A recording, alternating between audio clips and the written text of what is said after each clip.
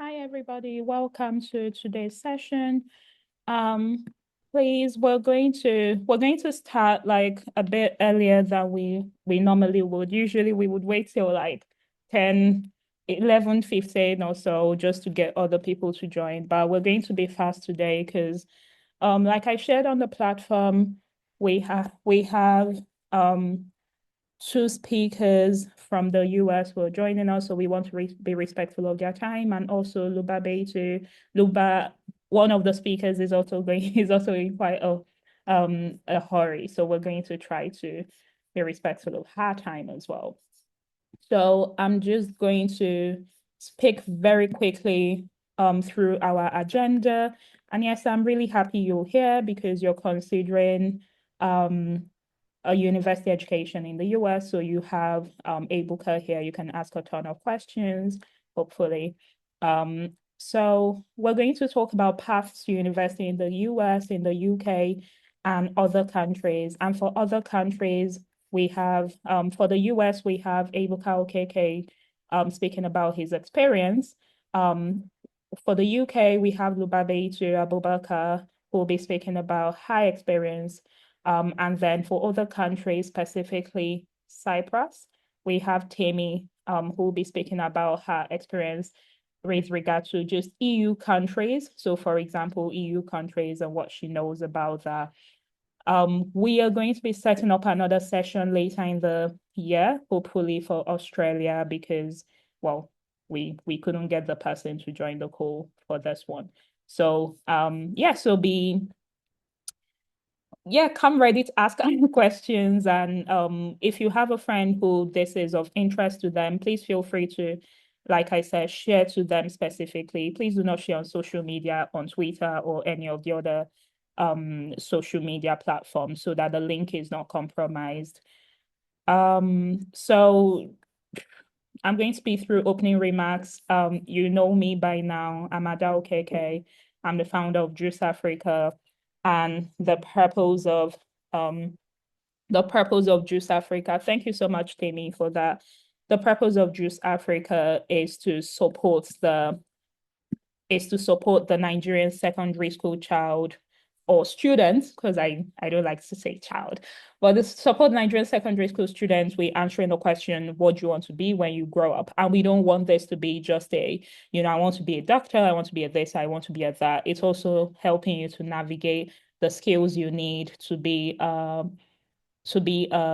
to be a globally competitive, globally relevant citizen in the future, so that you can be in Nigeria and you get a job in anywhere in the world, but you can also be anywhere in the world and be able to leverage the opportunities anywhere you are. So that's why we're here today.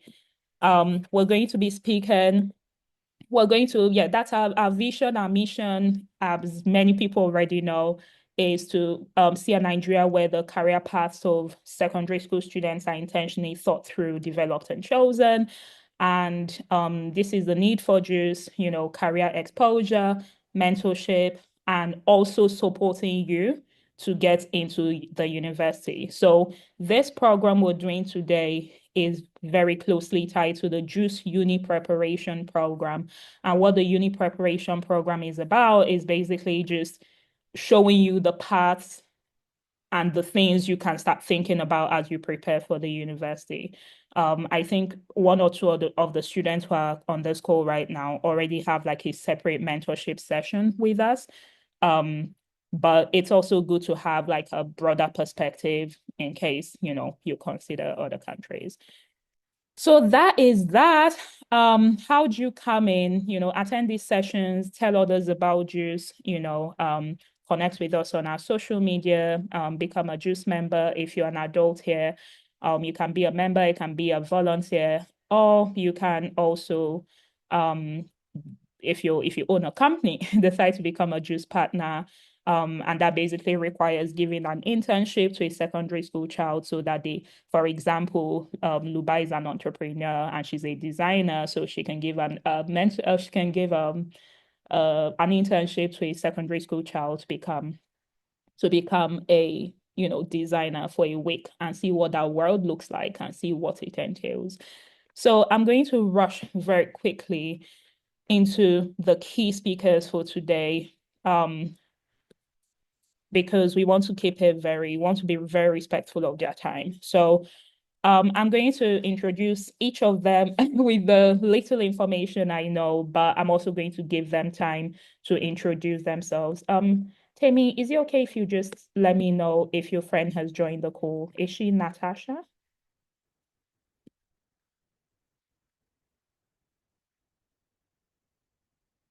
Let me check, okay? His name is Smart.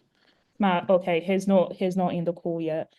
But okay, so I'm going to then for now spotlight for everyone. Spotlight for everyone.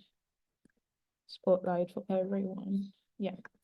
So I'm going to then spotlight our three speakers for today, and maybe spotlight myself as well. So okay. Okay, so as our first speaker today is Lubabetu Abubakar. Luba is a lawyer, she's a designer, and she's an entrepreneur. Yeah, Luba studied in the UK. We met when we studied, both of us in the UK.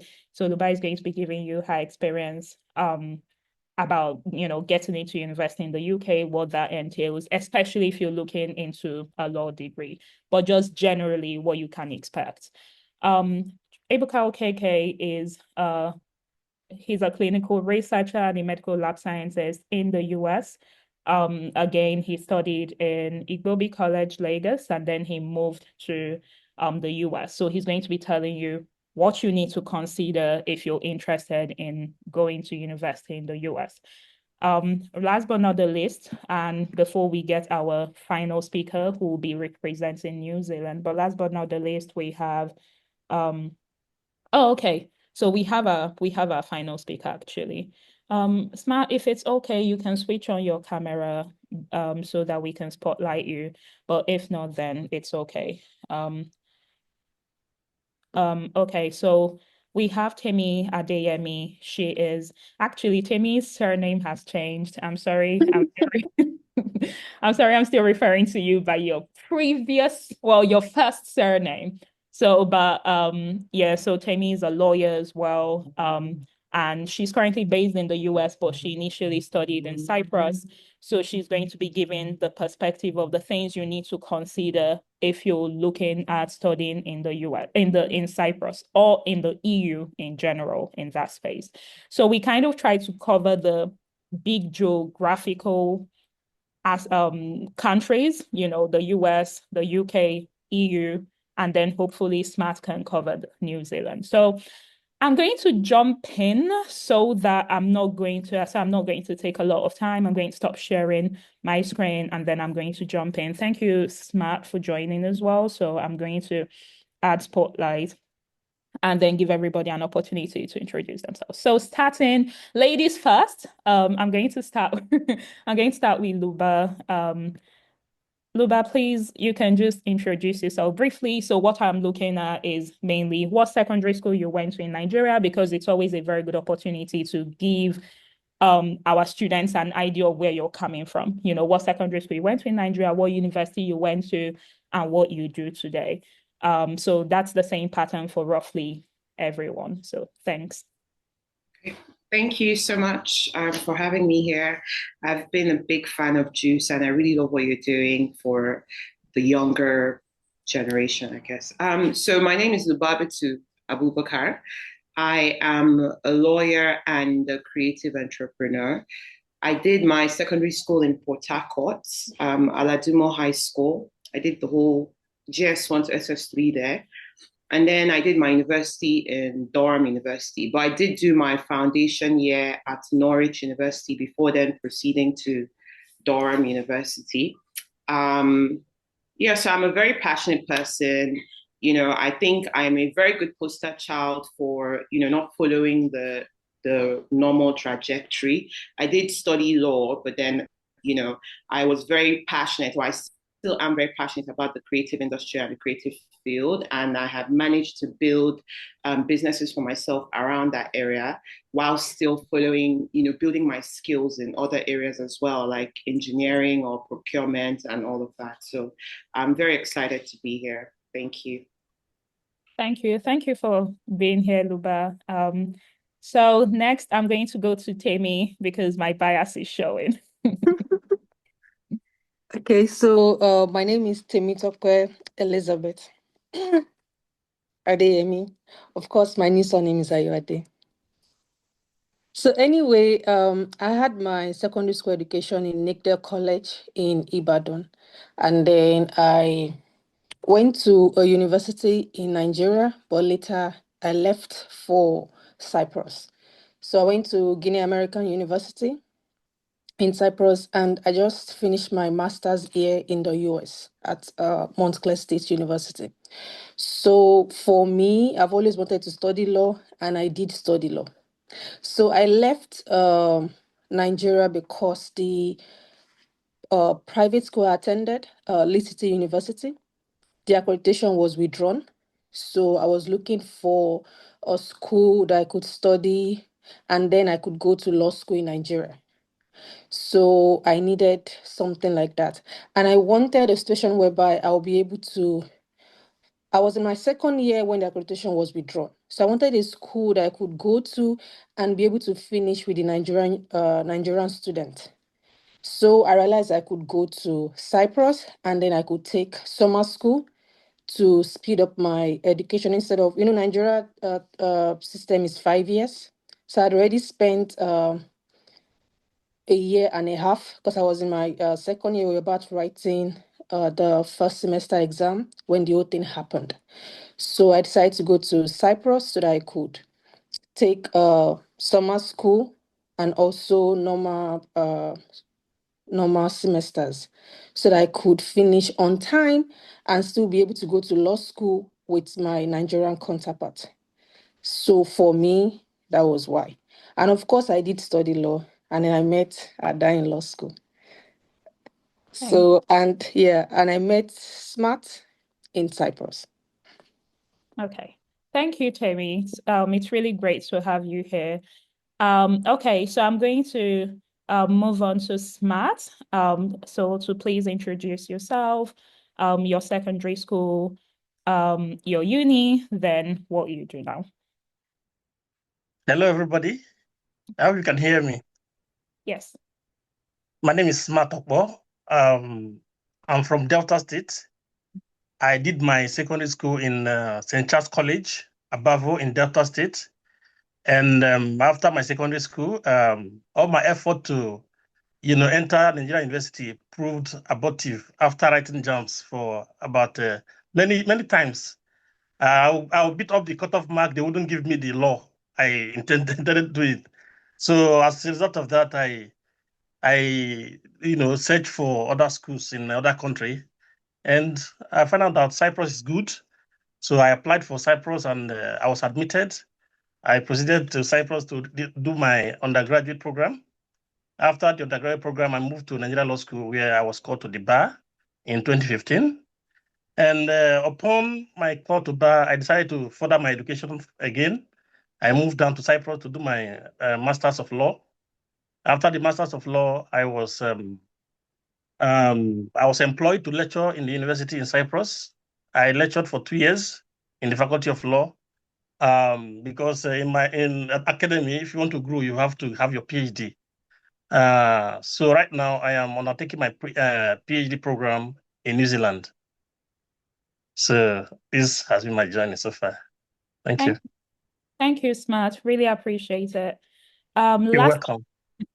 Last but not, and Yeah, thank you for showing up at short notice. I'm sorry about that, but thank you so much. no problem. No problem, yeah. Okay, and last but not the least, we have Ebuka Okeke.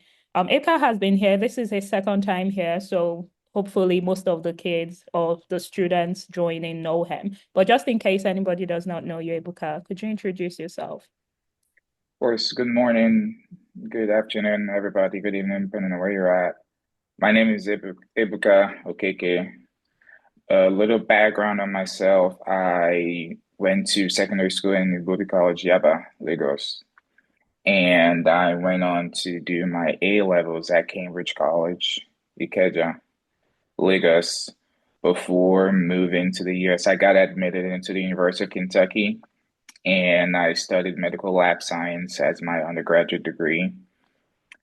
After that, I worked in the medical lab for a little bit, a little over 3.5, 4 years before I decided that I wanted to go back to school to further my education.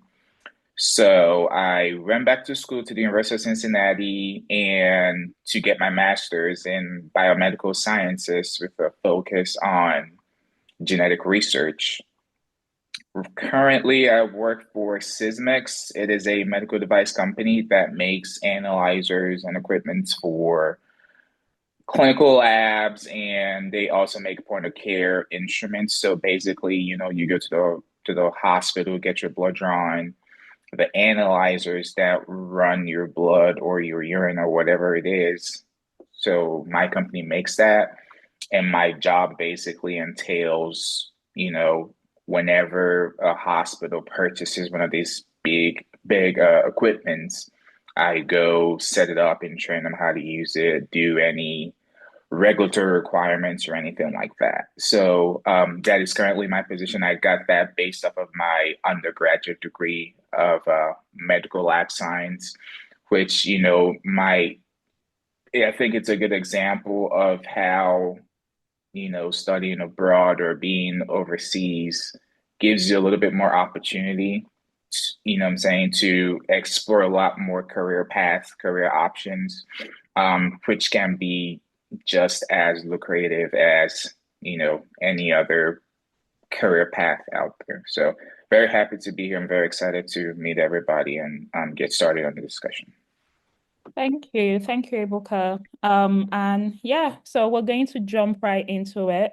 And so my next question is, Luba, you mentioned the foundation, and then Ebuka, you mentioned going to Cambridge College.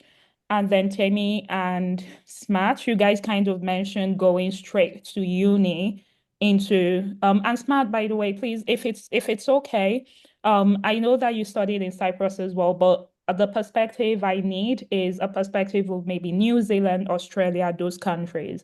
So I'm pretty sure that by being there, you would have some information about and yeah, we work with secondary school students trying to get them into undergraduate level, right? So if you can offer that perspective, that would be great. While Temi will offer the perspective for Cyprus.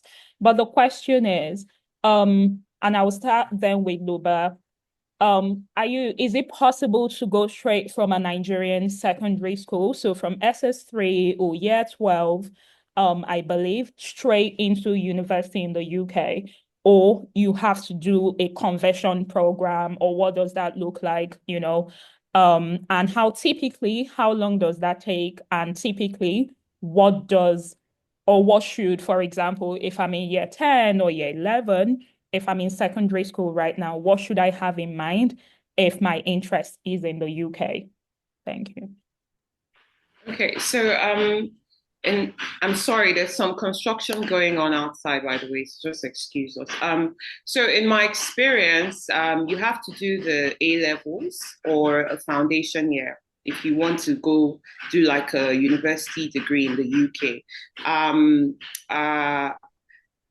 Basically, the requirements are the same, which is your academic requirements, a reference letter, possibly from your school, your secondary school, a personal statement, which I remember doing very well at.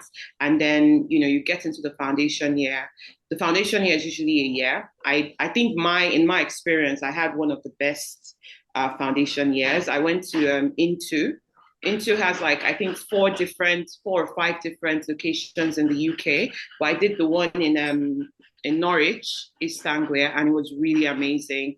It's they had their own campus and their own thing going for the foundation students. So you get to meet students from Japan, from other African countries. Really lovely experience that I had, and then from there progress into the university degree. So I feel I believe that's still the requirement now. You still need to do either the A levels or do a foundation year. But I did the foundation year, so I went straight from school to to the UK for my foundation. And then after that, then I applied to Durham University.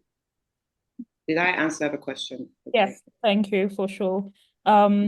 I schooled in the UK as well with Luby, and I did the International Baccalaureate. If you were here sometime last year, or if as a student you were here sometime last year, you would have heard one of the speakers from the who spoke on scholarships in the US. She also did the IB, but after the IB, she went to the US, not the UK. So, Ebuka, could you then also answer that in terms of going to Cambridge? What are the other alternatives, for example? Is it possible to go straight from uni into the US? I guess, why did you do Cambridge and all of that? Yeah. Absolutely. So it's very much possible to go directly from secondary school, high school in Nigeria to America. I think the biggest thing would be getting the timing correctly because the admission cycle and colleges and universities here are ruled by the semester. So there's like a fall semester and there's a spring semester. Most people join in the fall semester, which usually starts August, September of the year. And now, depending on what degree you're wanting and how you're wanting to start, it's kind of a rolling thing, right? So some people get admitted into the spring semester, which starts in January, but most people, because the American high school also finishes in like June, right? So everybody starts college or university in September. So that's the main thing that you would want to pay attention to if you're planning to go directly from secondary school in Nigeria to college or university in America. But it's very much possible, and the requirements are, about the very similar to other countries. But you would have to do your application. Some universities have applications fees, some don't. That's something you want to look into as well. A lot of them require that you write a personal statement or just like a application something of a personal statement about yourself. Some don't. Again, that's something else that you would have to pay attention to because different schools, different colleges, different universities require different things. And you have to basically make sure you know what they're required and the timeline for those requirements. Okay. I didn't go directly from secondary school to college or university. I did the A levels in Cambridge College in Ikeja. And really that was more a decision by my parents to get me to be a little bit more studious and understanding of the enormity of the undertaking I would be, going through with college in the United States. But I would definitely say it helped because depending on the coursework you take in the A levels, I'm sure this is probably similar for IB and other, programs like that. Depending on the coursework, a lot of the things you go through, a lot of the coursework you go through in the A levels, I'm sure IB, is very similar to like your entry level classes in America. I remember a lot of the chemistry we were doing in my A levels were basically organic chemistry, in which that's like if you depending on your degree, right? So my degree as a medical life science, I was required to take organic chemistry. A lot of the organic chemistry that we were doing in the A level coursework was the same level one organic chemistry here, right? And depending on again how the school and their requirements, I have seen instances where if you do a program like the A levels or IB, you could get certain entry level coursework waived in college here. So that's something I've seen happen. I've seen it happen more for IB as opposed to A levels. But again, it will boil down to the requirements and how the school handles all of that, right? So you could go both ways. You could definitely directly go from high school to college, but if you want to do something else, that's also just as welcome, because the more things that you could show to them that you're excel at, the better. Now, for me too, I also did a SAT prep course in Lagos at it's called MET Education. I'm pretty sure they're still open now. To do a lot of prepping on writing my SAT to get a good score to apply for scholarships and all of that. So again, timing but definitely you could go directly from secondary school to college here. Thank you, Ebuka. Temi, I'm curious about your experience because you had the situation where you had gone into uni already, right, in Nigeria. But if you could just like, based on your experience and the knowledge you have, for example, if you hadn't gone into uni, what's the requirement? Could you have gone straight from secondary school in Nigeria into a university, for example, in Cyprus? Or would you need A levels or some other assessments, some other tests? You don't need A levels. You just need your O levels, your WAEC or your NECO, and that's it. You don't need anything more. Okay. Was there like also a requirement for a personal statement, or what was the application process like in that regard? There was no requirement for a personal statement. That time I just got like an agent who helped me apply, and that was it. But I could do that myself as well, and I wouldn't need a personal statement or whatever. The only thing is when you get there, you have to pass an English exam. So you don't have to write IELTS and the likes, but they have their own English testing. So they want to see you pass it. So it's like 100 question. You can either use a computer or you answer with a pen and a paper. And then you must get, I think, at least 80 over 100 to pass. So if you fail the English test, then you have to study English for a year.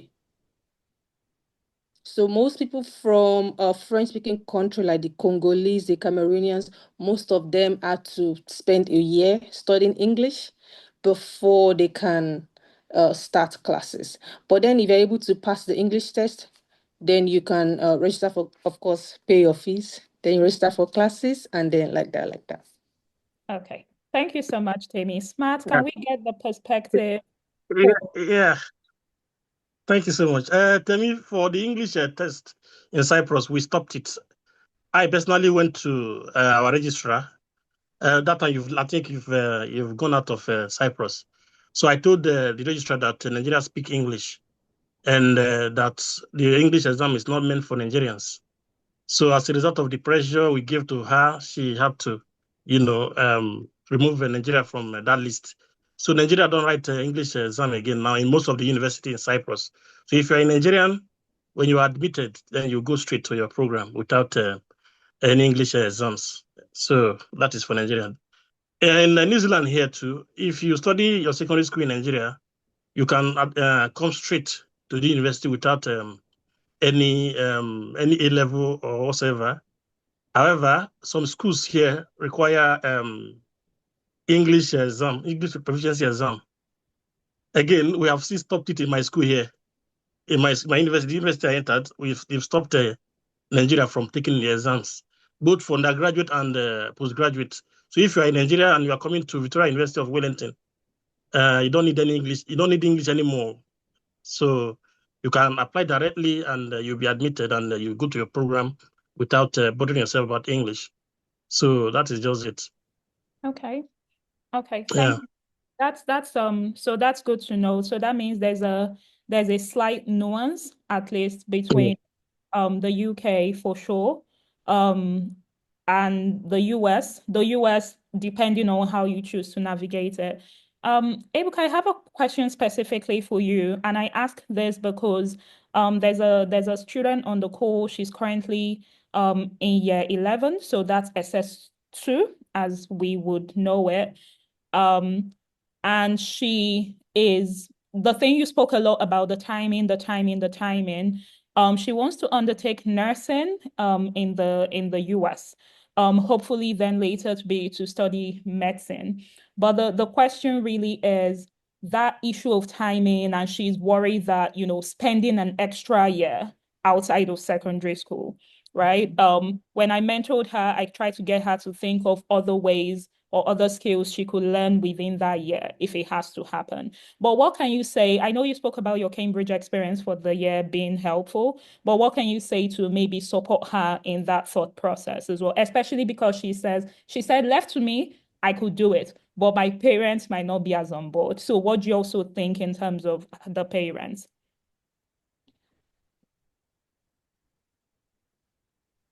I think personally, I don't think there's any issue with that extra year if you fill it up with something, right? If you have a plan for what you want to do, pick up an extra skill or whatever it may be. Um, I don't think there's a problem with that. But if that's not something you want to do, then like I mentioned before, you would have to probably start now and start looking at the different universities you're wanting to apply to. I would start with looking at universities that accept international students. That's probably the first step, right?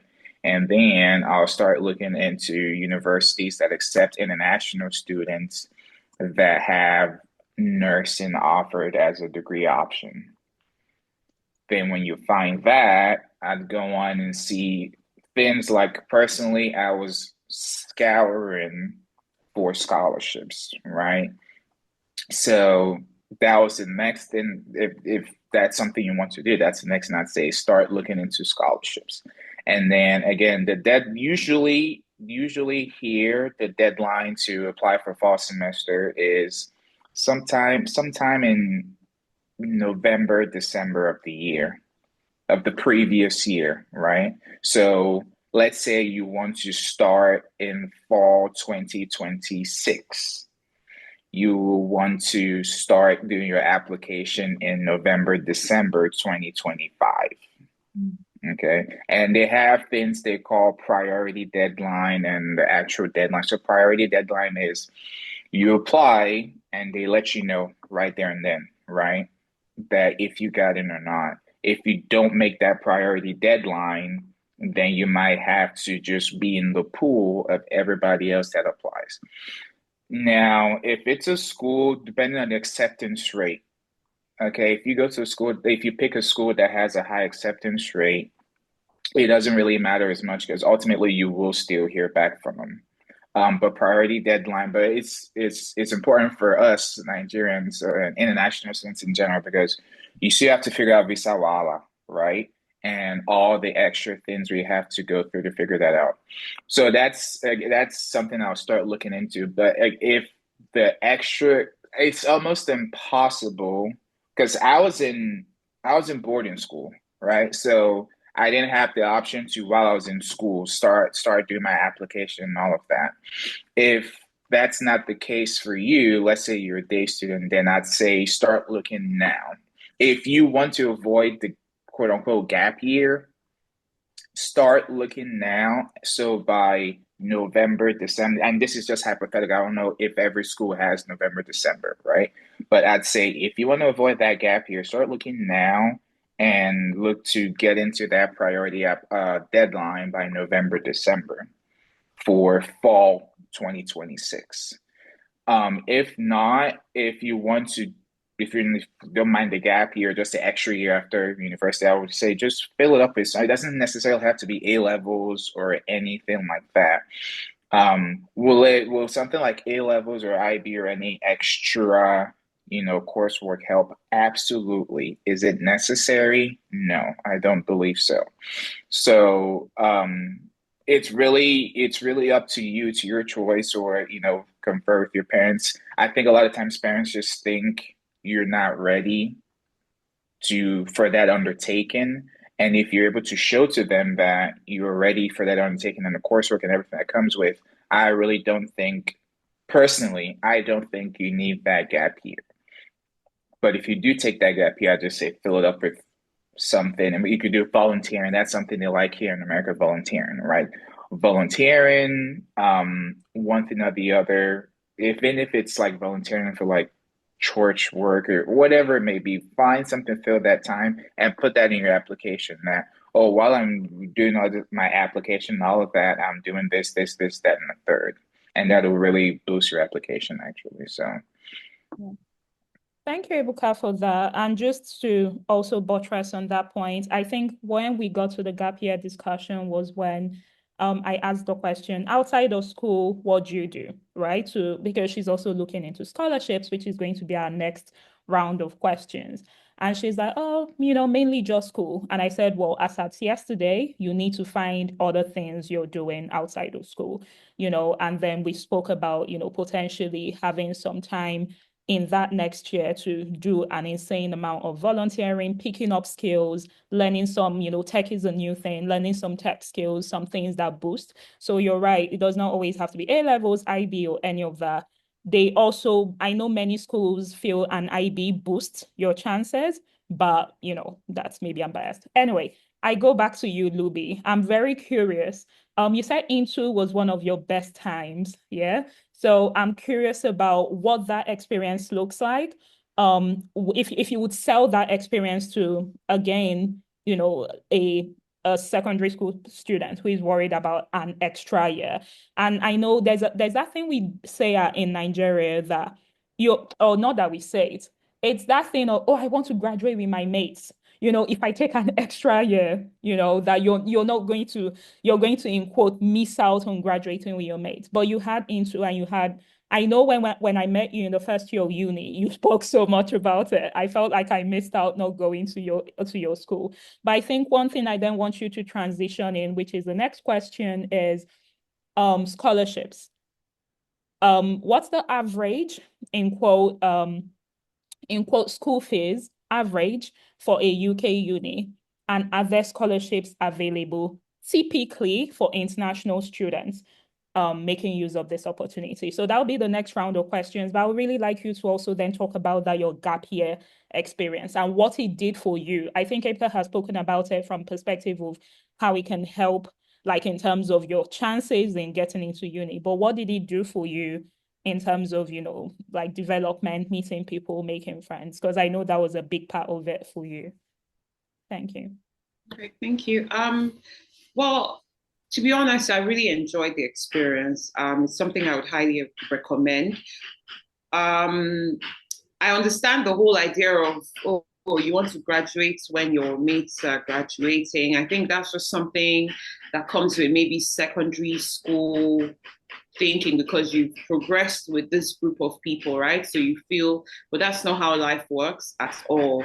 2 years after secondary school, 3 years after secondary school, you realize everybody's trajectory is very different. So it doesn't matter. I think I did, compared to my peers that I finished the SS3 with, I think I did my NYSC maybe 3-4 years later. I ended up doing my NYSC with my sister, my younger sister, who was, I think she was in SS1 when I finished secondary school. So it doesn't really matter. What matters is, your own career path. Like, are you on the right path?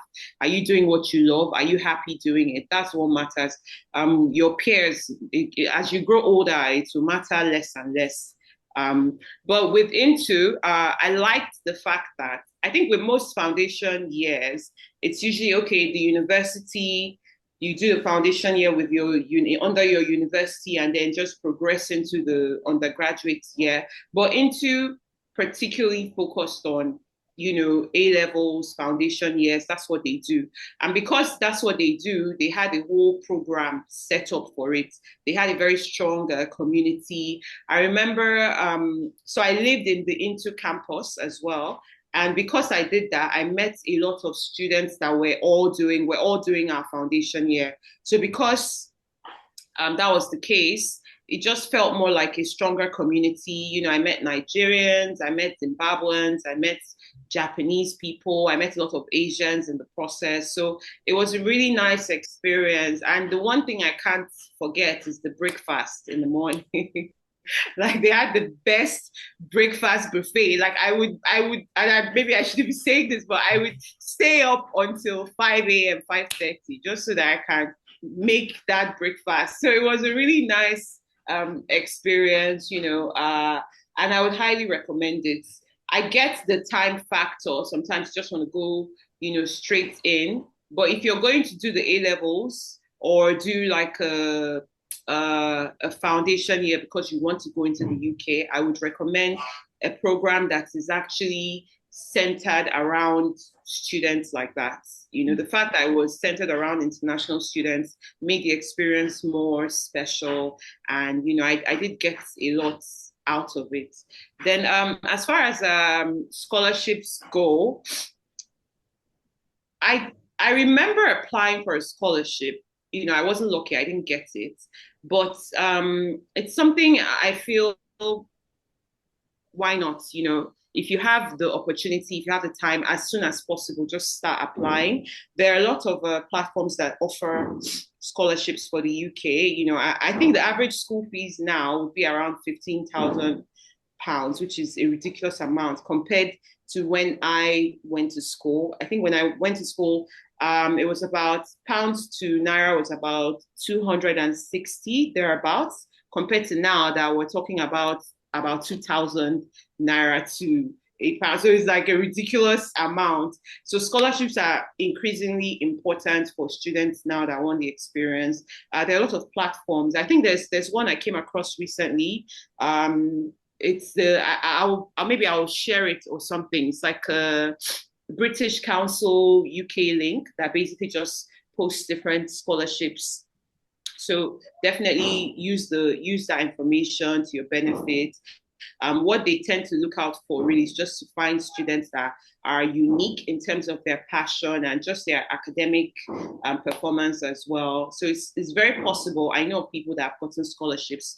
I just didn't get one, but I don't feel now my parents would be as buoyant to spend as much as they did now, because the exchange rate now is just crazy. It's ridiculous.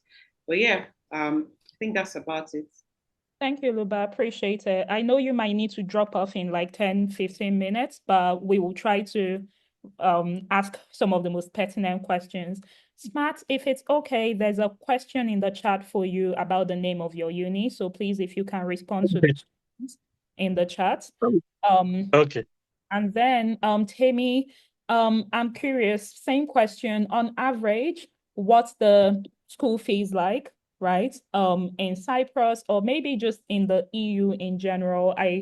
And what are the scholarship, or at least for the uni you went to, were there scholarship opportunities? Smart, you can feel free to also support if you have a broader knowledge about that as well. Thank you, Temi. You're welcome. I think Smart might have like maybe something more than me, because Cyprus is not really big on scholarship. It might just be like maybe one scholarship for like a whole department or something. It wasn't such a big deal when it comes to scholarship. Maybe one person might get it, maybe, And then for the fees, as at that time, if I can remember, it was I think around maybe 5,000 euros or so. It wasn't so expensive. I don't know how much they charge now. Since Smart just left Cyprus, he might know better. But at that time, it wasn't so. So just like maybe like around 5,000 euros. But if any student is looking for a school that offers scholarship, I would suggest they look to Hungary, because I applied to Hungary for my master's and I got full scholarship. So it's Central European University. And then they're so big on scholarship that almost everyone in the school has like maybe a full scholarship or a part scholarship. Like everyone has something. So, but then when it comes to choosing, they chose based on your career path. More like because I applied for masters, so they asked question on what I was doing currently. As at that time, I was still in a law firm, and I had moved from Ministry of Justice. I had moved to a private law firm, so I'd practice criminal law and also civil law. So, and then I wanted to go for international business law.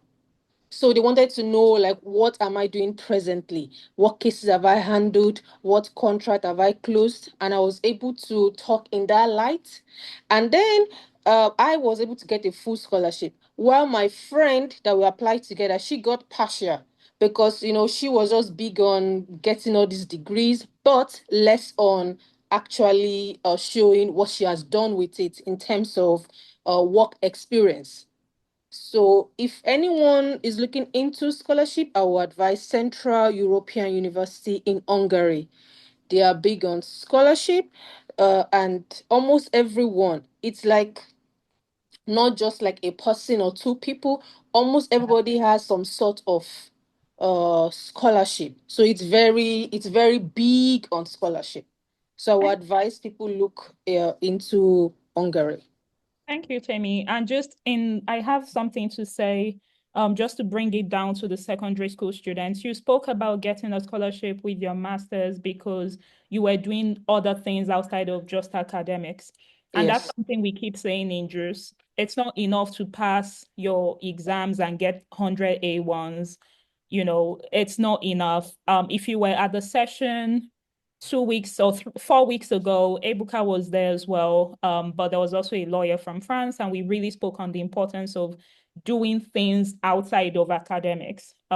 Any student I mentor on this platform or outside, we speak to that. So please keep that in mind. Scholarships don't come alone because you're super smart. There are so many smart people in the world. Scholarships also come because there are areas outside of the classroom or academics where you're adding value. So keep that in mind. And if you're looking to get a scholarship in the future, already start asking yourself, what can I point to that is different from what my classmate is doing or what someone in China or the US or wherever, because you're going to be competing with the rest of the world for that scholarship. What am I doing differently?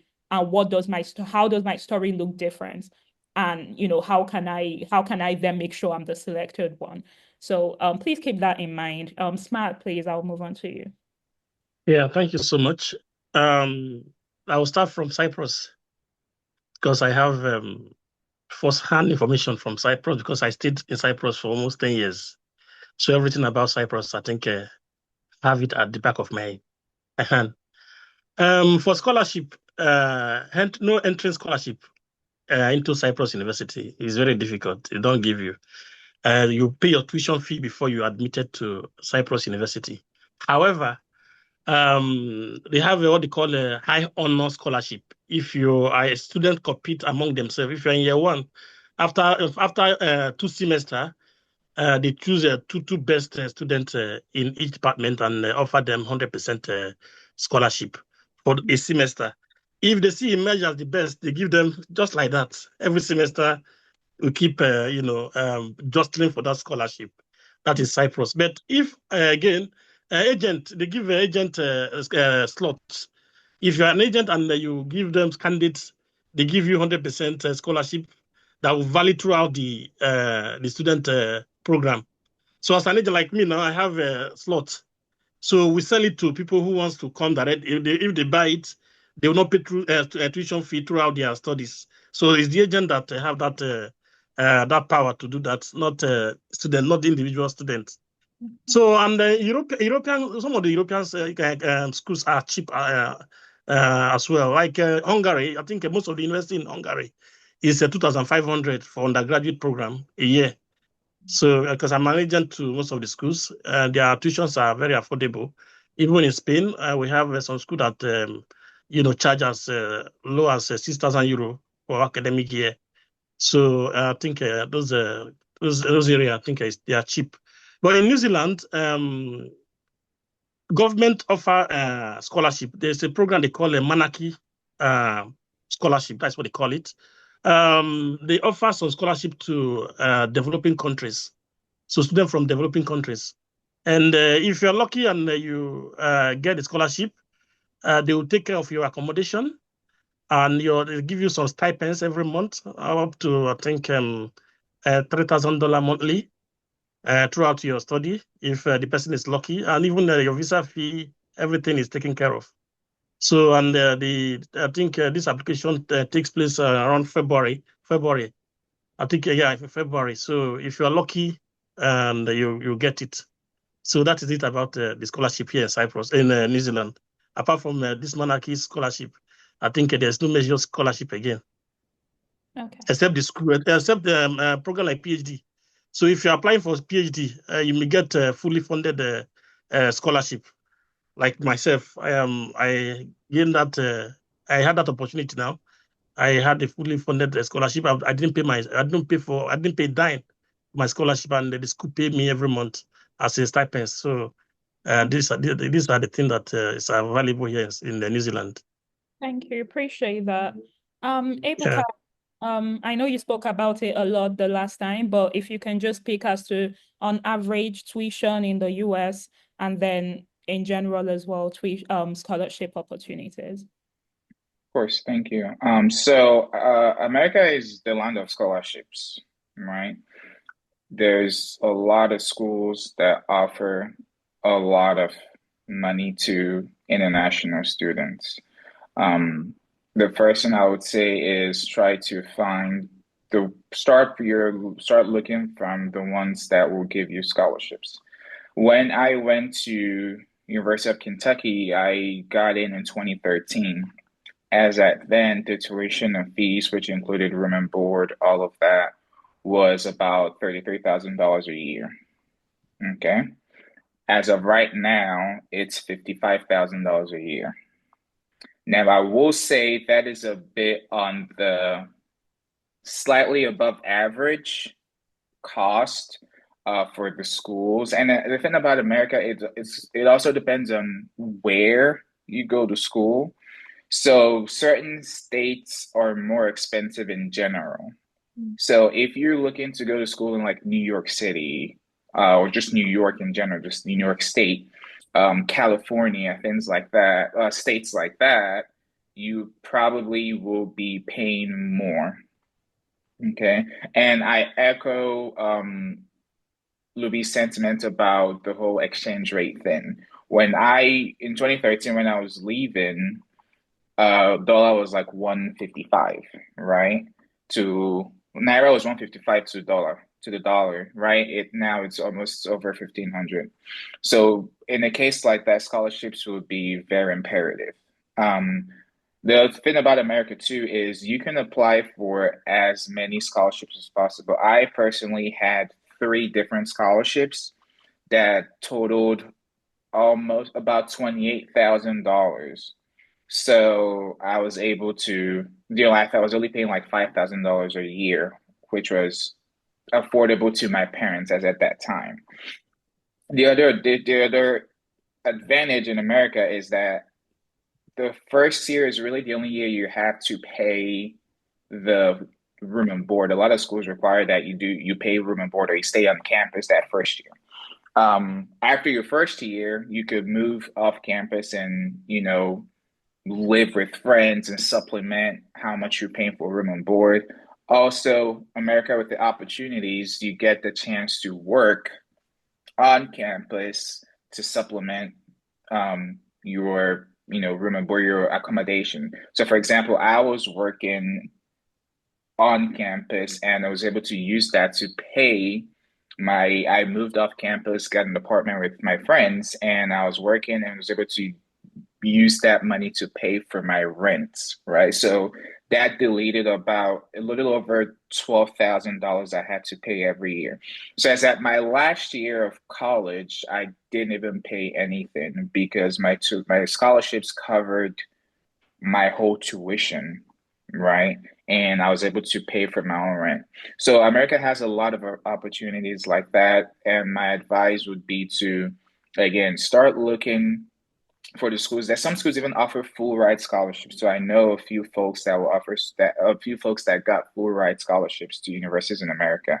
So look into that, see what the different scholarships opportunities they have. A lot of them require that you write one personal statement or the other for the applications, but look into that. And I know Smart mentioned graduate school as well. Very similar thing in the US. A lot of PhD programs are funded, they're fully funded, and you might get a stipend.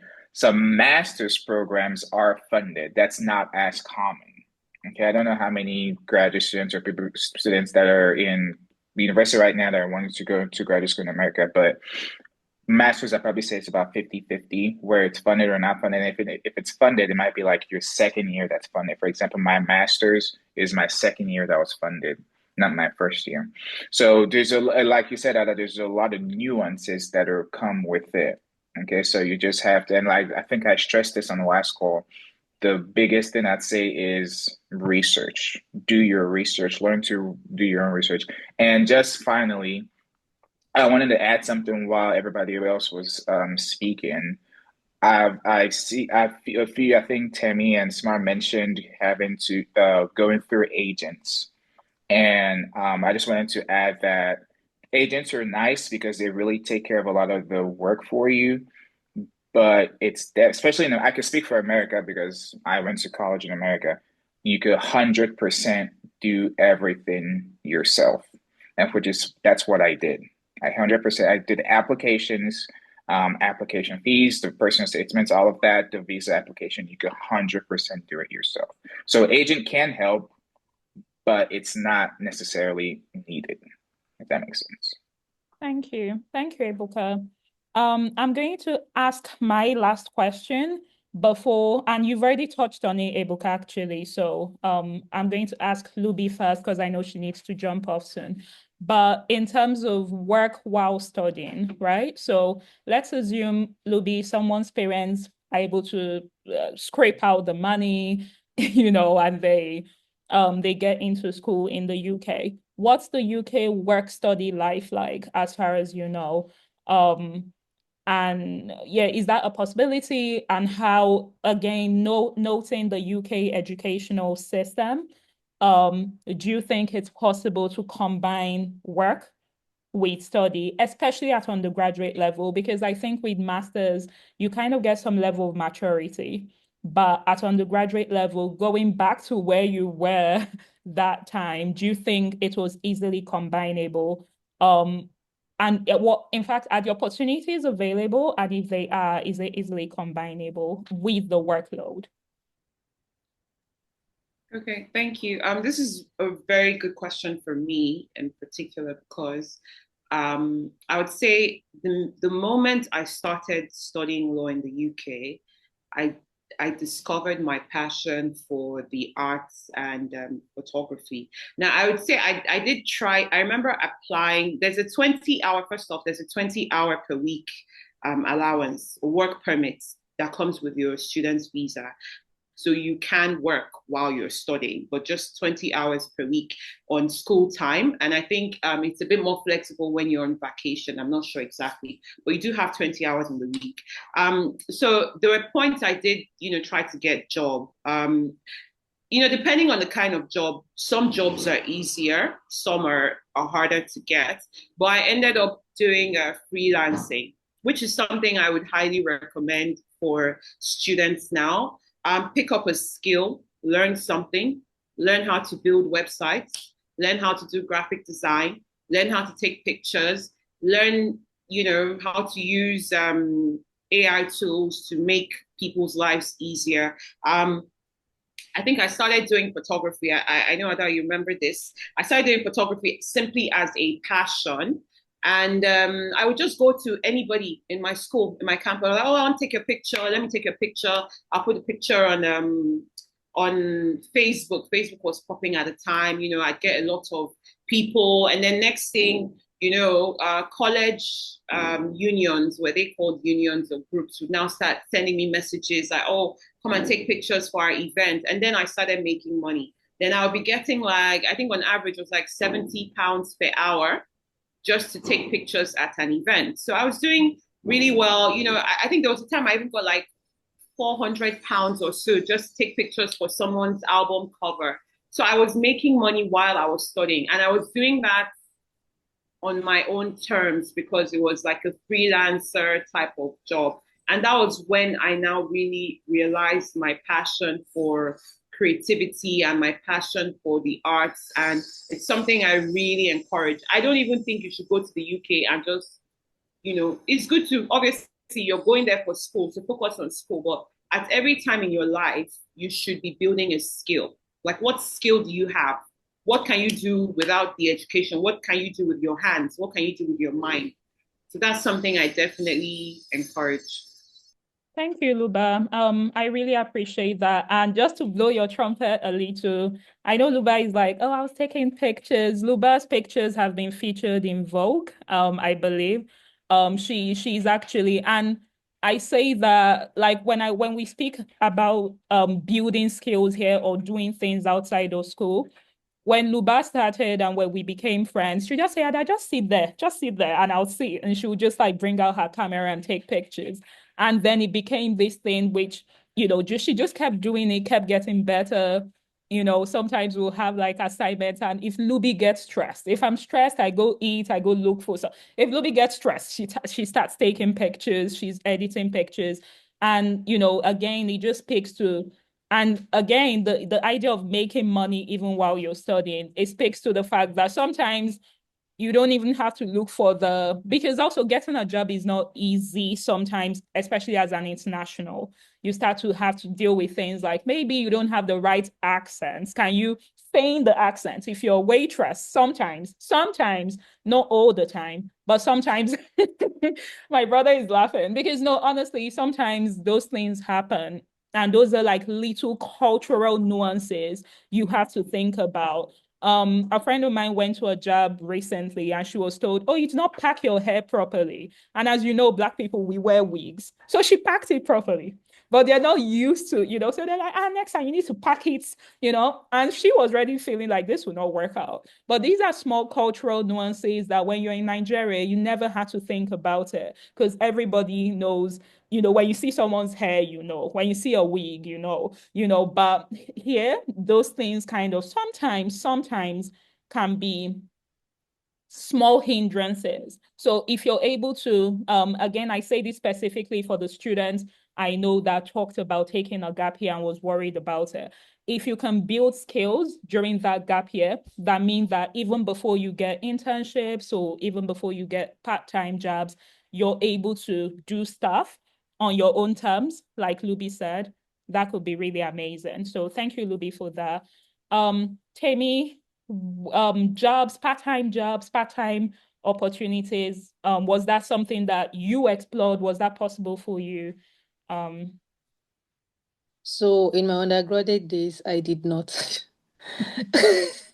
And that was because it was really stressful to even get something.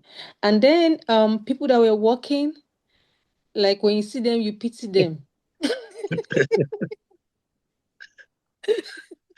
Because they work so hard.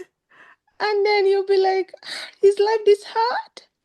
So back then it was, they had to do, okay, so back then I'm sure it's different now. Maybe smart might have like maybe a better this thing to say. But back then, when they see maybe like a Black person, they believe you're strong.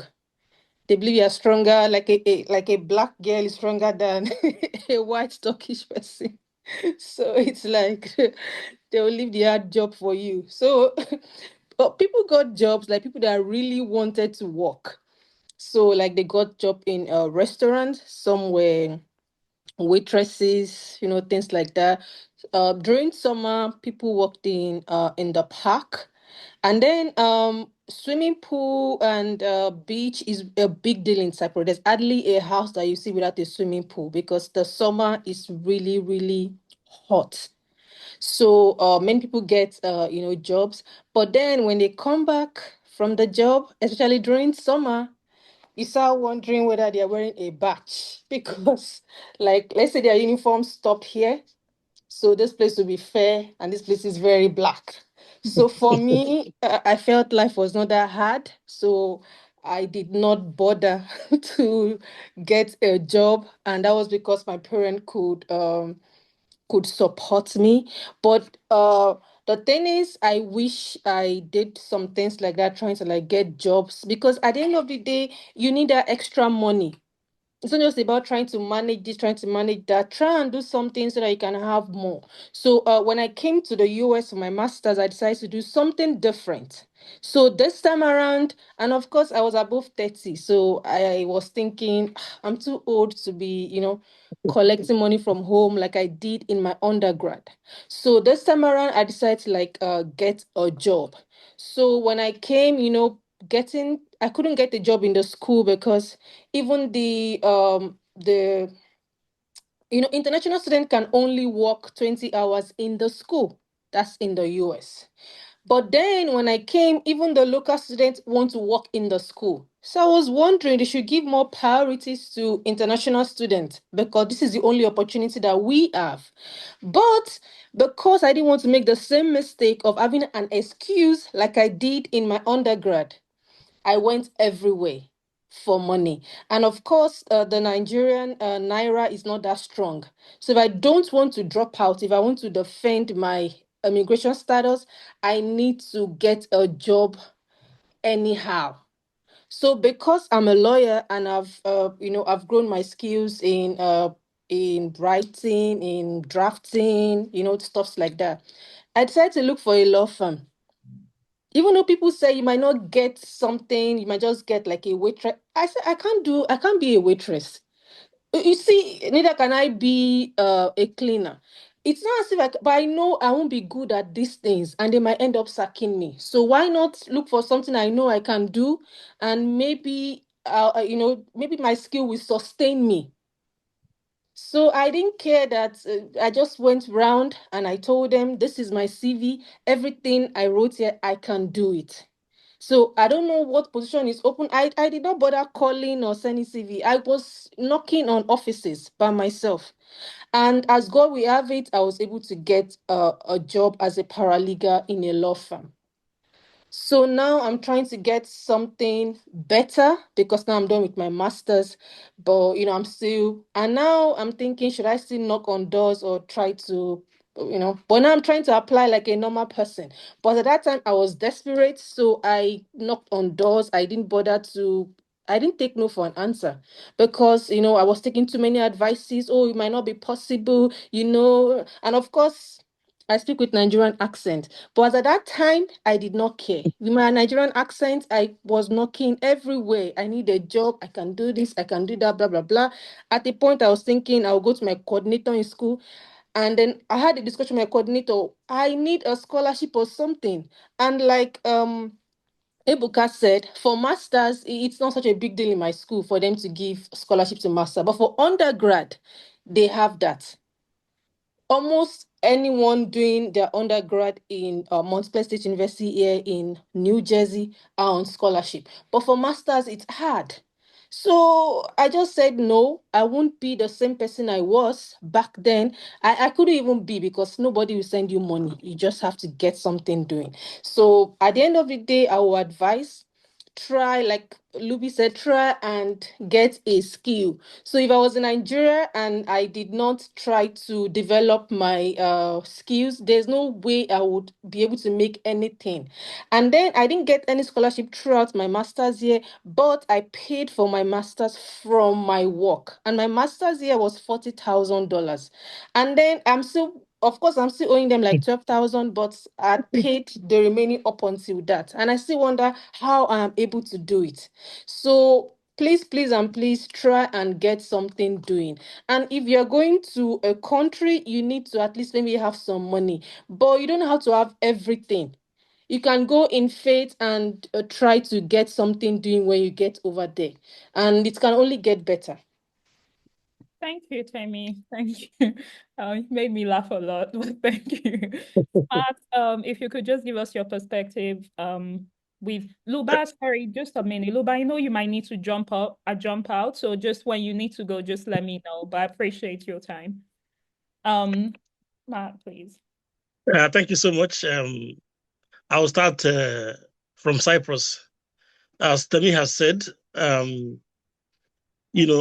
combining work and study is difficult in Cyprus because you don't get paid hourly if you want to work. So if they employ you, they would, in fact, they will extort you. They will walk you out. So that is why you see see people getting black and the rest. They overwork them in Cyprus. It's not easy, doing your studies and working at the same time. So if you want to start working, stop school. That is what most of people. That's what most of them do. If they want to, because it's not easy to sponsor yourself in Cyprus. Actually, sponsoring yourself in Cyprus is very, very difficult. So if you want to sponsor yourself, you register for this semester. Next semester, you wouldn't. You have to be doing it that way. Otherwise, you won't be able to make it in Cyprus. But in New Zealand here,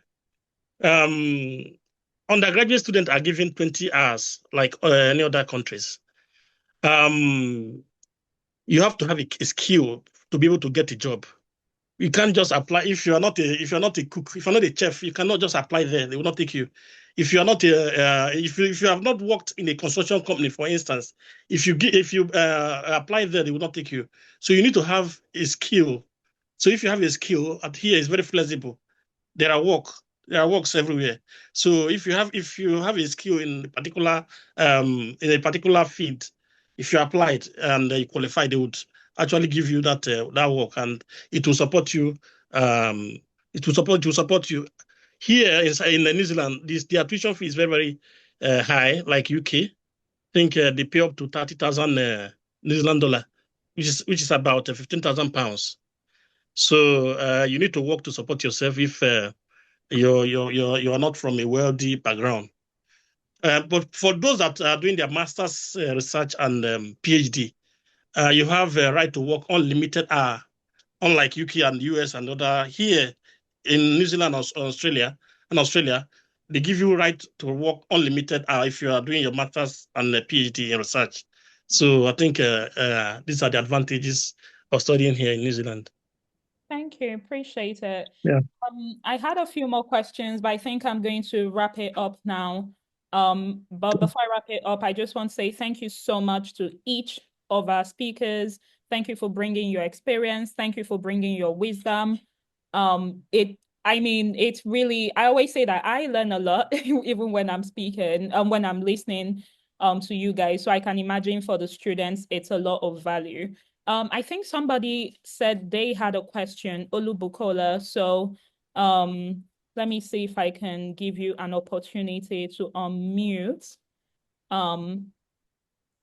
to ask your question. Okay. Yes, I'm unmuted. Thank you very much for that.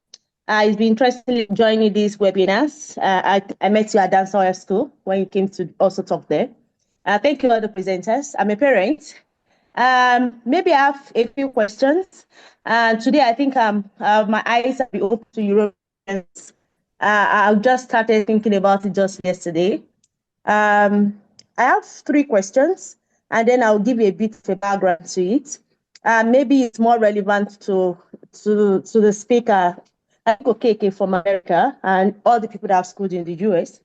Number 1, are all the schools in US, are they worth it?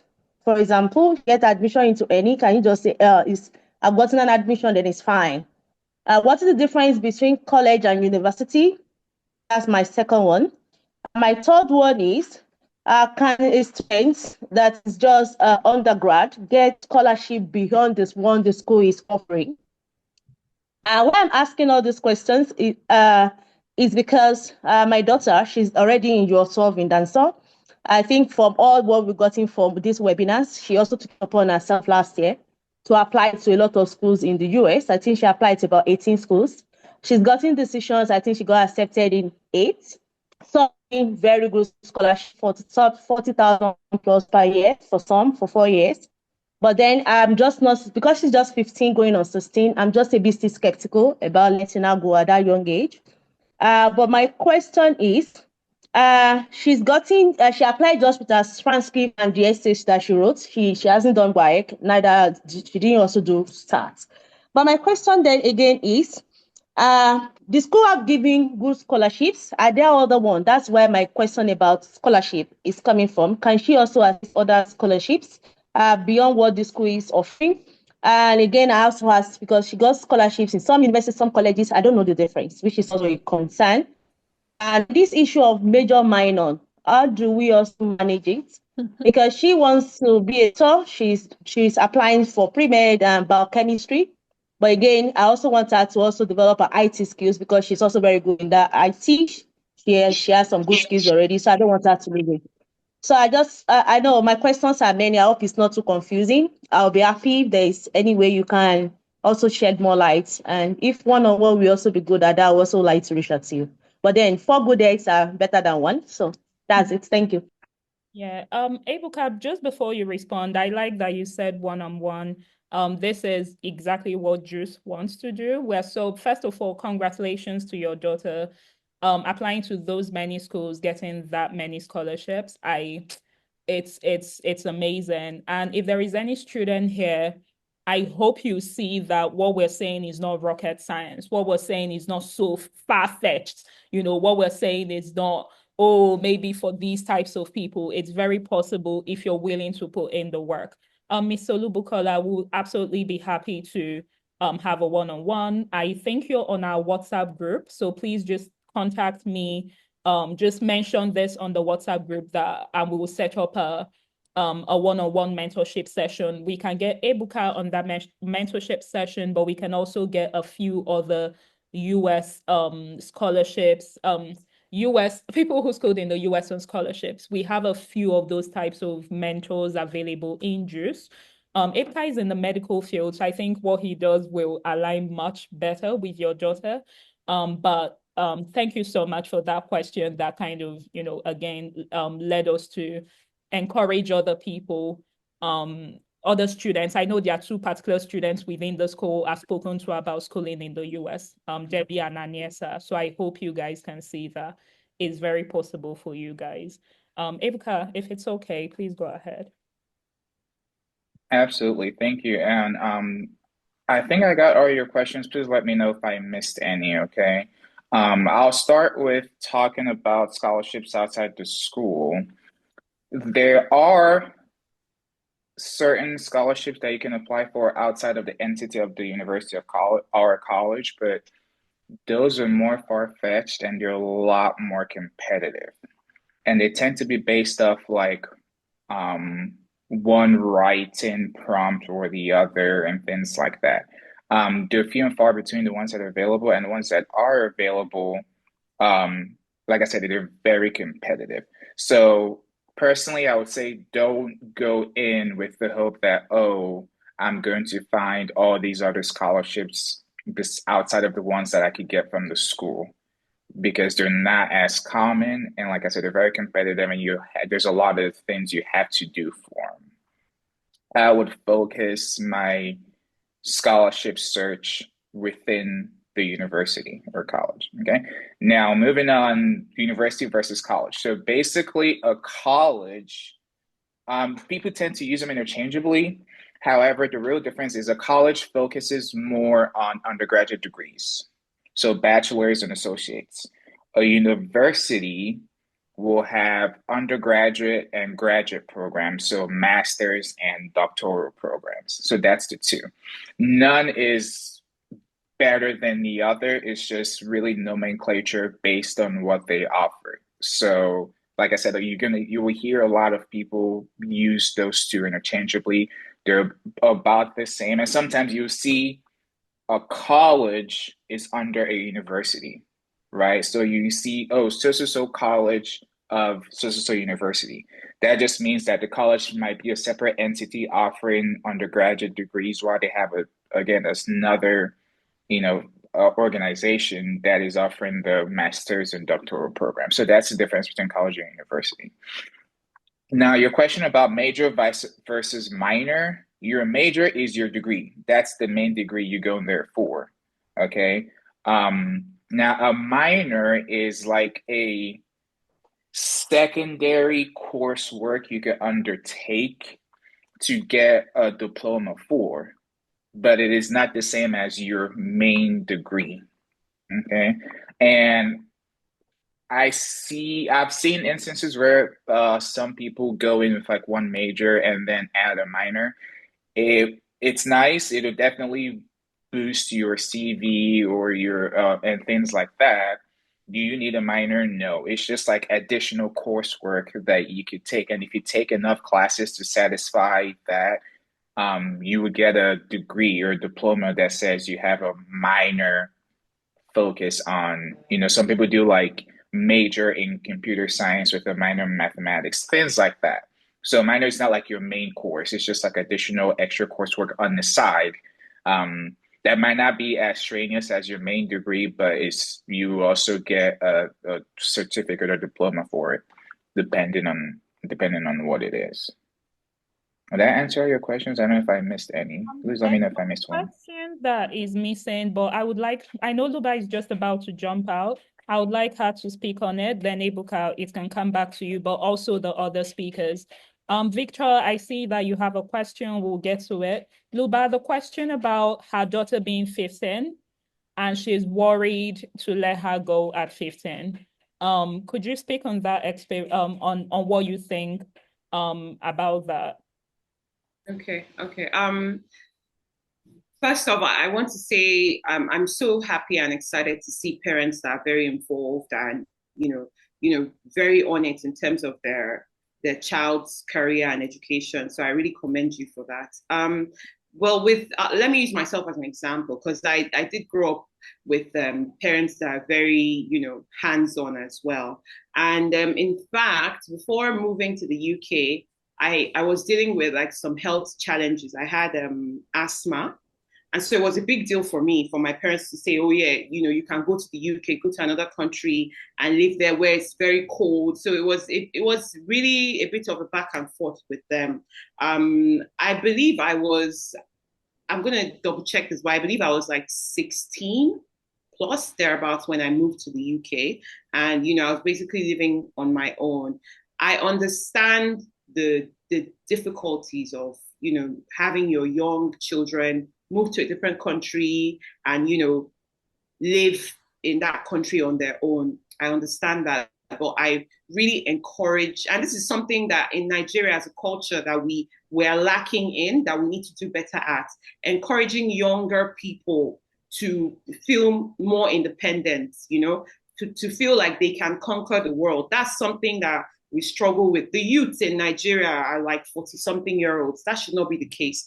15-year-olds, 16-year-olds, 19-year-olds should feel like, yes, they can actually conquer the world. Obviously, with your parents' guidance until you get to your 20s or mid-20s. Even now, I still lean on to my mom for a lot of help in terms of advice and my decision making. But I would really encourage taking that leap of faith and allowing your kids feel like, once they feel empowered by you, once they feel like, if mommy feels like I can do it, of course I can do it, But, obviously it's important to be involved throughout the whole process, but taking that leap of faith is important because she'll be feeding off your energy as well. If you feel nervous like she can't do it, then she might feel like, okay, maybe I cannot do it. But if she feels like, mommy thinks, I even had younger students in my foundation year as well, aside from me. I had students that were younger than me. And I would say even throughout secondary school, I was usually the youngest in my class. But that really empowered me because of my relationship with my dad, I would say. He was very good at empowering me, making me feel like, you can do it. And so those are the kind of qualities we need. And I would really appreciate that you employ in your daughter. And I believe by the grace of God, it will work out fantastically. Thank you, Luba. I really wanted you to speak on that before going. So we're really grateful for your time. I will be in touch, but thank you so much. But before we get back to Ebuka, Temi and Smart, I don't know if you guys want to speak on that question about letting her child go at a certain age, or you have, you agree with Luby. For me, I would just say that when you train up a child, at a point you should have faith in them that whatever you put in them, it's not going to be washed away. So I just think you just need to talk to her, Of course, like, living at 16, America, there'll be a lot of peer pressure. So I think the most important thing is to develop our own self-esteem, be able to do things by herself, not because of what people are doing around her. And then she needs to know that you trust her to be able to make the best decision.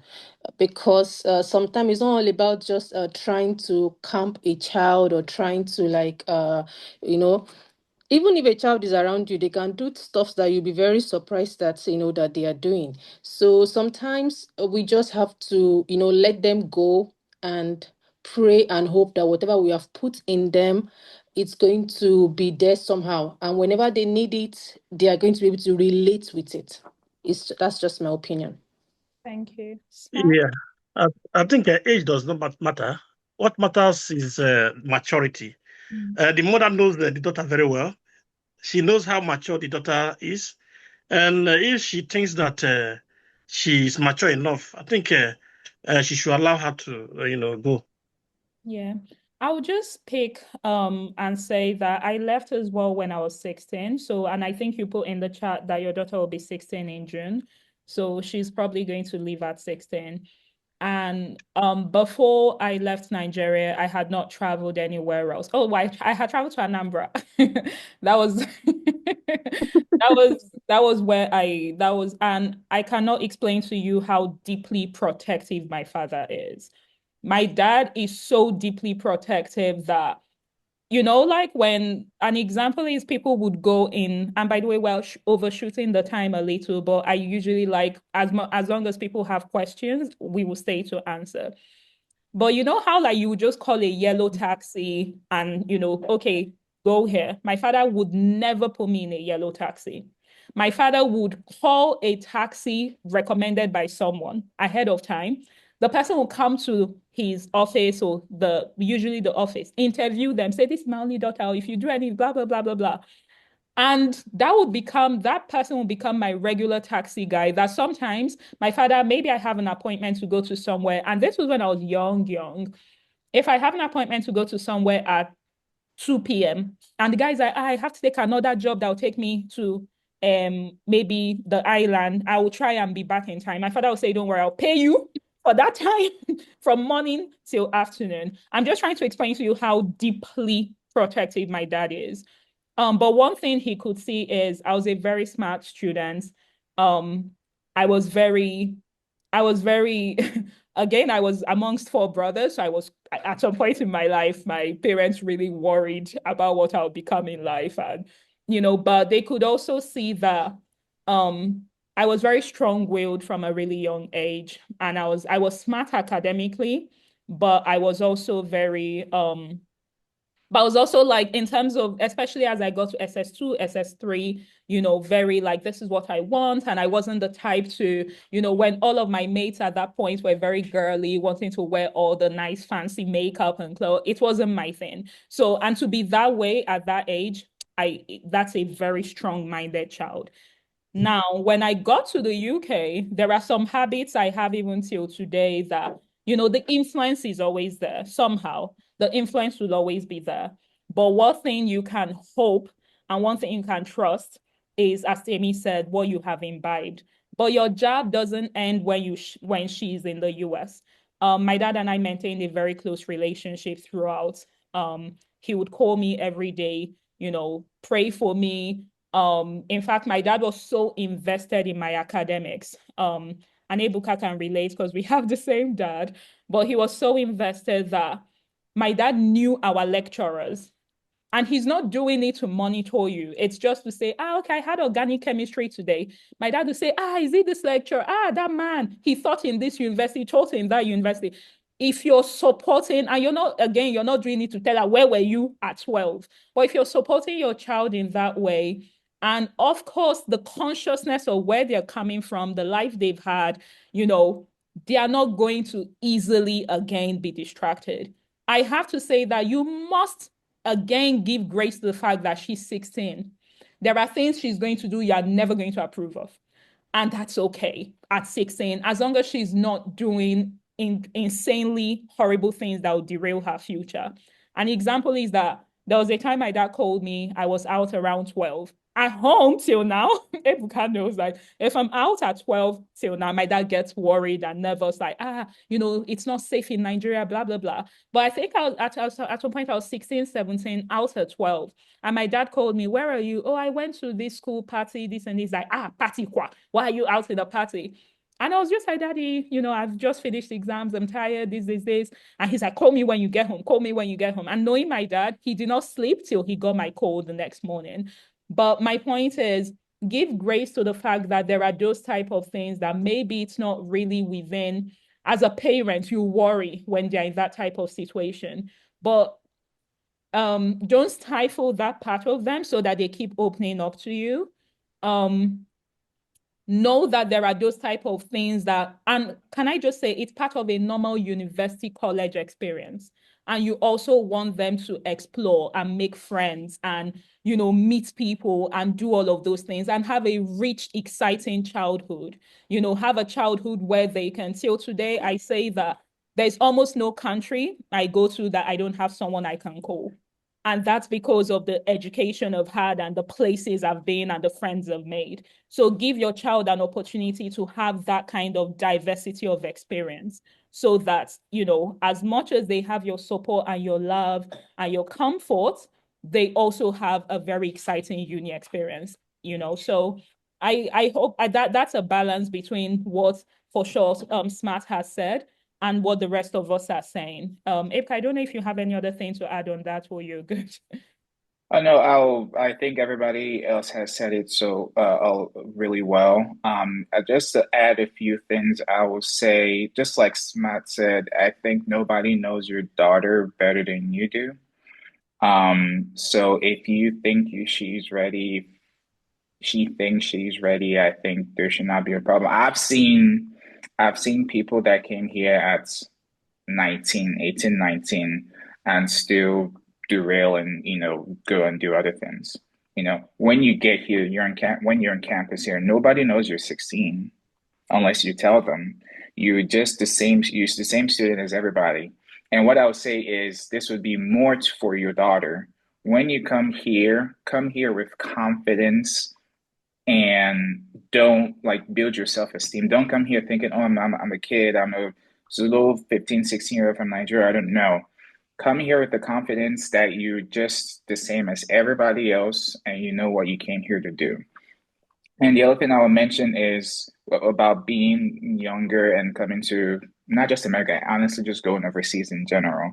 It's one thing to be academically ready. I think it's also another thing to be emotionally ready and have the emotional intelligence. And that's something I think my parents, especially our dad talked about a lot, having that emotional intelligence.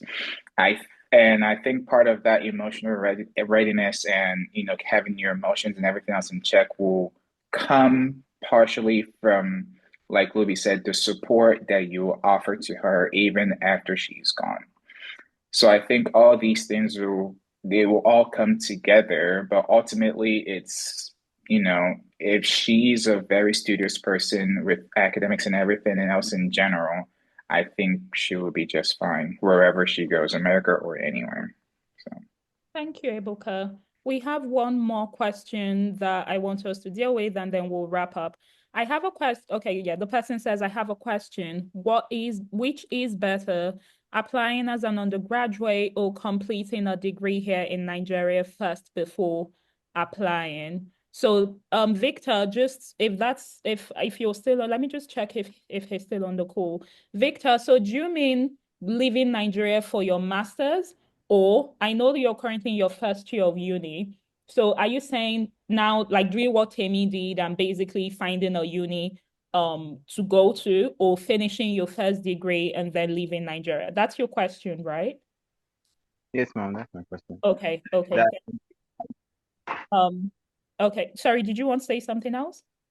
No, you've not saying it. I'm not saying. Okay. So thank you for that.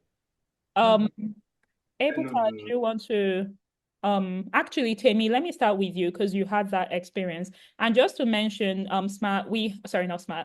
Victor, we have an upcoming session talking about the relevance and the importance of Nigerian degrees today. And what we're doing there let me just say it in advance, is not to bash Nigerian universities. What we're doing there is to set you up with the mindset that if I have to be in a Nigerian university, how can I build skills? These things we're saying, it's not really rocket science. You must keep, Temi said it, you must keep building skills wherever you are. You know, whether you school in the US, the UK, wherever you school, it's not an automatic ticket to having the life or, you know, chilling. You must keep building skills and competencies. So that's, I know you're currently in a Nigerian university, so I think that's an interesting thing coming up you might want to be part of, because the people we have on will be talking about what are some of the skills you can build so that even again, now going and doing your master's, you're positioned for that. But let me let Temi and the others answer. Temi, if that's okay. Okay, so for me, I would say if you need to leave, leave now. You don't have to wait until you are done before you leave. If you need to leave, leave now. And if you want to also wait and then go for masters, it's all well and good. But I would say if you have the opportunity to leave now, just leave. In fact, run. Okay, okay. Smart, do you have an opinion on that? Anyway, it depends on your financial status. If you have enough money, because Nigerian universities are cheaper. If you're in Nigeria now, you may be paying a less tuition fee. But if you leave now and you're still your undergraduate and you leave, you better have this in mind that you're going to pay a higher tuition fee. So for me, if I were you, I will finish my undergraduate program and go for my master's program. Master is 1 year or 2 years. So it will be less because you will spend less when you go for a master's. So left for me, I would advise you to finish your undergraduate program and go for a master's. Okay, thank you. Before Ibuka speaks, I would just like to say that um we often think of life as an either or. I think we're used to doing that. It's either I do this or I do that. Either I do this or I do that. Victor, nothing stops you from saying, you know what, let me try. Okay. I always say that some of the times the time you have the most time as a student, at the time you have the most time in your life is as a student, right? And thank God for technology. Thank God that a smartphone in your hand is essentially a computer, you know. And what that means is a quick search on Google, a quick search on ChatGPT and DeepSeek, and all of these have made it so easy. You already see down to the nitty-gritty. What do I need for these schools? You go to the website. You can even do it on your computer, sorry, on your phone. The good thing about also being part of JuCE, Victor, is that you have access to asking someone, oh, I'm doing this. What do you think? Can you read my personal statements? Can you help me edit this? Blah, blah, blah. So there is, again, I'm very for this life that I'm very for reminding people that you have a long and beautiful life ahead of you. And what that means is that in this life, you can try for as many things as possible. And if it comes to you, God willing, that's wonderful. But if it doesn't come, it's also the knowledge that you tried, number one. But number two, that good things don't finish in life. Good things never finish. And at some point, the good thing will come to you. And, you know, again, I've seen some of my friends who studied in Nigeria who are doing incredibly well financially, career-wise, in so many ways. And I've seen my friends who studied outside of Nigeria that they're okay. They're not bad, but they're not breaking records. I think the mindset to keep having at every point is, and I know Victor, you're just in first year, do a ton of design work and all of that. So I think the mindset to really have is, sorry, who is that? Can you mute yourself, please? I think the mindset, sorry, the mindset to really have is, how can I keep building skills? How can I keep making myself globally competitive? You must keep thinking like that. And sometimes that doesn't always come with school, as in go abroad, study this course. Sometimes that comes from your phone. Sometimes that comes from just learning something, you know. Of course, there are very huge benefits to going outside the country. Like Ebuka said, there are some things that just get easier with being outside the country. But the truth is not everybody can go out. And even if you don't go out, the world has a kind of balancing scale and system that eventually the good things will come to you. So don't fret, don't be in a hurry, but also don't be afraid to try. Yeah. Okay. Do you want to speak on this topic, or because I know Eka, do you want to speak on this, or you're good? Because I want us to wrap up as quickly as possible. No, I'm good. I think everybody else said it, said everything I would want to add, so no. Okay, thank you. Nkem, do you want to speak on this topic? Because I know you had your hand raised a few times.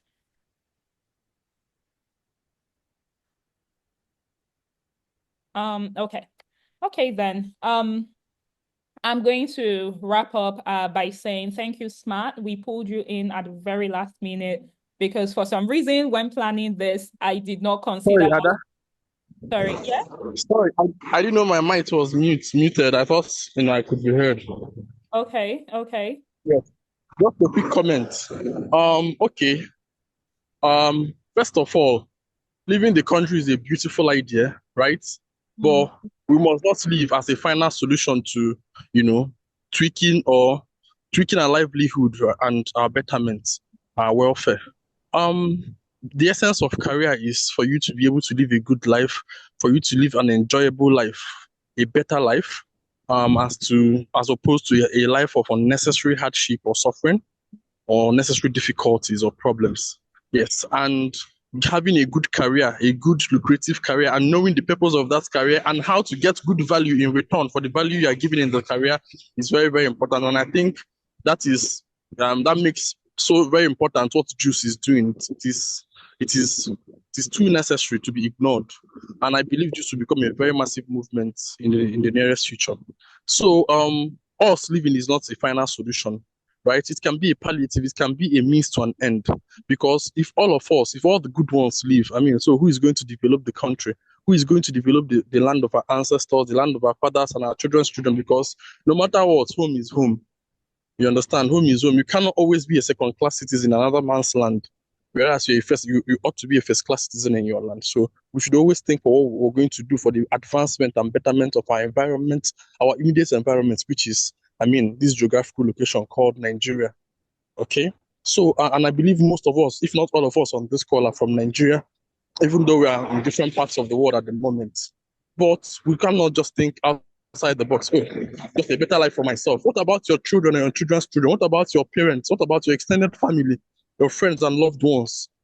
So are they going to keep suffering just because you can afford to get a better life for yourself or better opportunities for yourself? Because these opportunities do not abound for everyone to grab immediately, right? So the essence is to develop this country, and whether you're working or you're bettering yourself here at the moment or outside of the country at the moment, you should always think home. That's why there's this popular Igbo mantra now that says "Akuluono," which means let the wealth reach home, because no matter what, home is home. So I think, in a nutshell, this is my comments. The comments I want to make. Yeah, thank you. I would like to say something. So, home is home, but we all know that sometimes you need to leave so that you can come back. So if because when you leave Nigeria, you're not going there to die. So it's not as if you will never come back or something. You're not going because something bad happened to you. You're going to develop yourself to create a better life for yourself and for your children. So I use myself as an example. So when I after I finished uni, I went back to law school. That's where I met Ada. So I met Ada in law school. So we finished law school, and then I had the intention of staying back in Nigeria, uh, staying and making Nigeria a better place. I had like so many ambitions, different things. I was thinking of becoming a son in 10 years. I had like all these plans. But the truth is, there's a way Nigeria deals with you that you have to tell yourself the truth. So it didn't even take long before I realized. So when I went for youth service, so I was posted to Ministry of Justice in Port Harcourt. That's where I started my career. And then they put me in Department of Public Prosecution. So we are handling all these criminal cases on behalf of the state. and they were not even paying a dime. I was just collecting 19.8, like the Alawi, and then there was nothing coming from the states. As at that time, Wike was the governor of Port Harcourt. And for people in the legal profession, we all know that Wike is not just a lawyer. He's a bencher. Like there's this body in the legal industry, it's called body of benchers. That's the apex body in the legal profession. They're higher than SANS. SANS are like, like they are way higher. Wike is part of that body. And then his wife is a judge. But guess what? They didn't, they were not even, let's say, like a bit biased towards lawyers, try to pay them. Nothing. There was nothing for us. So now many people had to do so many things just to get accommodations. Like there was nothing. And then I had to like call home to be asking for transport fare to even go to work. How much was the alawi? And to make matters worse, at a point, youth service was a time that there was a day for 3 days straight. I didn't leave my house. I didn't have my bath. I was just thinking, is this how I will continue? And then I finished my youth service. I started practicing in a law firm in Ibadan. I was there for, I think, 3 years, and I moved to Abuja. So I moved around like different states in Nigeria. I was in Abuja for I think about 5 years or thereabout. And then you get this job, they want to pay you maybe 150, and then they believe that they had paid you so much. Even when I was in uni, my dad cannot send me 150,000 naira as pocket money for a month. But then I'm supposed to work and pay this money. So, and then at a point, I had to tell myself the truth. So, if I want to, how can I afford to send my own children when I have them to good schools like my parents were able to? How am I going to survive? And then I moved to America. And now I'm able to, by myself, pay a tuition fee of $40,000. I just moved to America in 2023. So I'm just like 2 years and a few months old over here in the U. What I couldn't do for years in Nigeria. So, like Ada said, some people will have the opportunity of making it in Nigeria. Like my sister, she went to Igbinedion University. She didn't school abroad. She went to Igbinedion. She finished, and then she served in Abuja. After service, she's a nurse, and then she met her husband. They started a real estate business. Now they own so many properties. It worked for her and her husband. They didn't come, like her husband did not come from nothing. But then they were able to do all this thing. It worked for them. It did not work for me. I also stayed in the same Abuja. So I felt maybe Abuja was that was the answer. So I left Ibadan and moved to Abuja. Maybe I was going to make it, but I did not make it. So it just shows that everyone has their own story. Everyone has their own, will I use the word destiny? So we are all moving somewhere, and we don't have to do the same thing. My sister made it without leaving the country. My parent made it without leaving the country. But then again, I did not. I tried to make it, but I don't know, it just did not work out for me. So everyone's path is different. So let's get that clear, please. Let me It's just good to be interrupt. patriotic, but all our paths are different. This is a topic that I'm very passionate about because Sorry. I mean, our paths are different. let me just interrupt you because I want to wrap up officially. We can continue the debate so that people like, well, you have been up since 5 a.m. So I need to give you back that time, Ebuka as well, but also other people within the call. But I know this is a topic that you're very passionate about, and Kemjika is also very passionate about. In fact, when he raised his hand, I already knew where he was going. So but let me just wrap up this by saying that our upcoming session or next session we have is intro into product design. Again, learning what you can do, the skills. Aniesa and Debbie and the other students on the school, when we speak about skills you can build. Benedict Dyer's talks is going to be speaking about how he got into product design, what that does. He's a freelancer now, so he basically just gets in contracts, usually from companies outside of Nigeria. He designs products and all of that. So come and learn what it means to get into this field. And this is something you can do even while you're a student in university. You don't even have to get to a university, even while you're a student in secondary school. Then we have a military pilot coming to speak with us. So if you have friends who they've thought about going into piloting school or becoming pilots, but one thing I always have to say is, even sometimes when you think this career is not for me, show up, because what it does is there's something in that person's journey in their life you can learn from. So we have a military pilot coming up, and as always, please connect with us on all of our social media platforms. This is our WhatsApp number. Send us a text on WhatsApp and we can add you to the platform. And I'm going to wrap up by saying thank you so much, Temi. You can see she's very passionate. Thank you, Smart, for jumping in at such short notice. Thank you, Ebuka, as always, for your support in so many ways. And thank you to the students, especially. I'm so passionate about students showing up to this call, and just as passionate about parents showing up. So thank you, Mr. Olubukola. I keep saying it, the work we do at JuCE is not just for the students. It's with the students, it's with the schools, and it's with parents. If we talk all of these things we talk, and you, Mr. Olubukola, as a parent, you tell your child, sit at home, there's nothing we can do. So thank you so much for showing up, everybody. I hope this has been of great value to you. We're going to post this on our social media platform. And so you can always, go rewatch it, share with whoever needs it. And yeah, have a lovely weekend, everybody. Thank you. Bye. Okay.